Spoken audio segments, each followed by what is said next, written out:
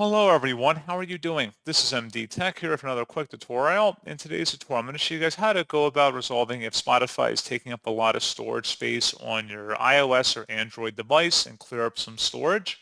So this should hopefully be a pretty straightforward process here, guys. And without further ado, let's go ahead and jump right into it. All you have to do is sign into Spotify and select your user icon up at the top left. And then you want to go down and select Settings and Privacy. And then you want to go and select data saving and offline.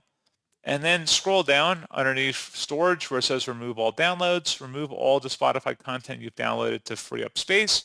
You can select remove as well as clearing the cache, which can free up space by clearing data on your device. So pretty straightforward process on that, guys. And as always, thank you for watching. I do hope that I was able to help you out, and I do look forward to catching you all in the next tutorial. Goodbye.